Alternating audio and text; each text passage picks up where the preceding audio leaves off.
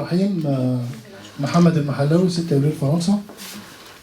في الاول بحب ارحب بحضرتك واشكرك على وقتك ومجهودك. وانا فخور بحضرتك طبعا انك مصري. انا كان ليا يعني تعليق وسؤال وطلب. ابدا بالتعليق الاول على كلمه التيار الاسلامي. انا مسلم طبعا الحمد لله، لكن كلمه التيار الاسلامي دي ما كناش بنسمعها قبل الثوره، ما سمعناهاش غير بعد الثوره، والحقيقه مش عارف يعني ايه تيار اسلامي. تيارات اسلام سياسي. مفيش مشكله. اللي انا اعرفه عن الاسلام انه دين يشمل مجموعه قواعد بتحكم كل حاجه سواء سياسه او غير سياسه. لما تيجي تقول لي اسلام سياسي او سياسه اسلاميه، حضرتك بتضر الاسلام. تمام؟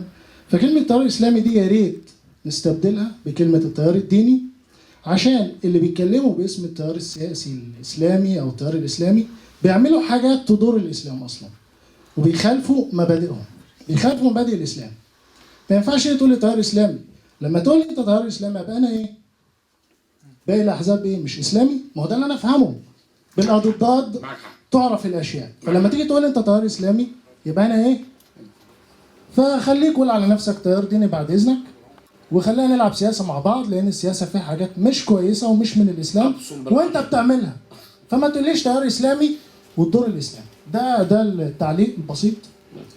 السؤال، احنا كمصريين في الخارج في فرنسا وغير فرنسا طبعا ملناش اي كيان او اي تمثيل في مصر في اي حاجه، سواء دستور او قانون او غيره او غيره او غيره. بصفه حضرتك يعني بصفتك استاذ قانون دستوري، احنا هنا بنشتغل على احلام وطموحات المصريين في الخارج، وعايزين نحطها في نقطه او نقطتين في الدستور، بعد كده يتم بعد كده طبعا تفصيلها بقوانين. على سبيل المثال مثلا مفروض ان احنا عايزين وزاره مستقله بينا بعيدا عن وزاره القوى العامله ووزاره الخارجيه، وليكن وزاره الهجره مثلا، بعيدا عن دي ودي. مهمتها شؤون المصريين في الخارج، ملهاش دعوه بعلاقات الدول، ملهاش دعوه بالقوى العامله في مصر. تمام. وليكن مثلا عايز كمان نسبه في مجلس الشعب تمثل المصريين في الخارج حسب عددهم او حسب نسبتهم ما بين عددهم وعدد مصر، عدد الشعب المصري. نسبه في مجلس الشعب تمثلنا، تتكلم عننا. تمام؟ كنت بتمنى طبعا ان يبقى في ممثلين الخارج في لجنه الدستور، ممثلين الخارج، بس طبعا كتاتني رفض. يعني ايه صراحة تمام. كان نفسي الاستاذ اللي كان هنا يكون موجود دلوقتي عشان يقول لي على اي اساس رفض.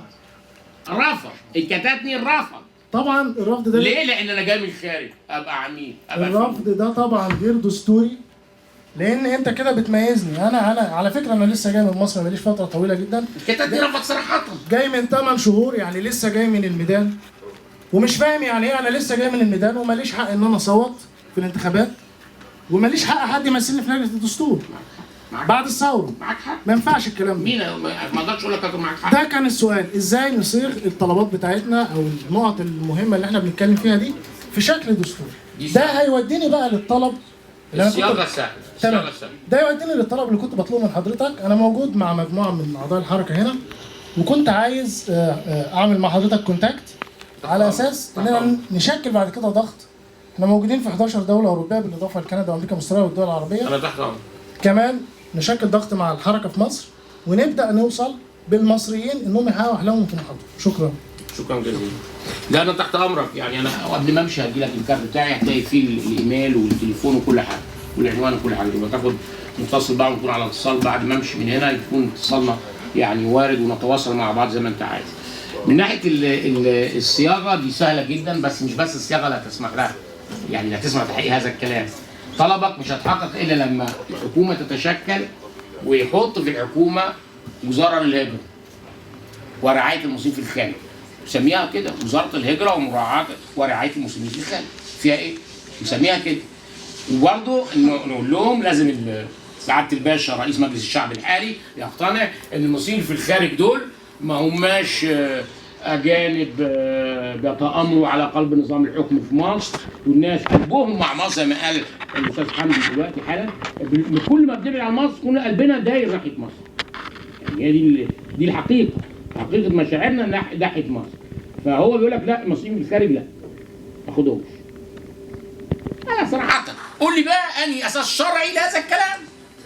من قال هذا السبب؟ هو قاله بنفسه، الكتاتني قاله بنفسه صراحة، صراحة قاله وبدون تحرج، بدون تحرج اطلاق. لا مصير في الخارج لا. في سؤال يكونوا من يعني بالعكس انا معاك تماما في ان لازم مصير في الخارج يختاروا حد يمثلهم داخل لجنة اعداد الدستور. لان بيقول لك في المعايير محطوط ايه؟ اتحاد نقابات الصناعية. طب ما اتحاد النقابات عادي ممكن يمثل، ليه النقابات الصناعية؟ اتحاد النقابات الزراعية، اتحاد التجاريين.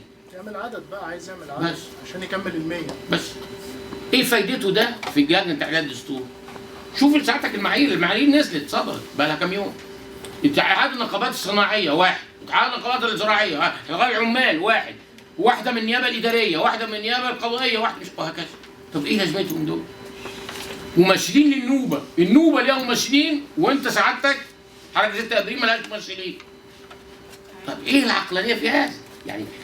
يعني لما ما زعلتش مني، ليه هذا الاستبعاد المصريين في الخارج كما لو كانوا شر من عمل الشيطان فاجتنبوه؟ ليه؟ اتفضل.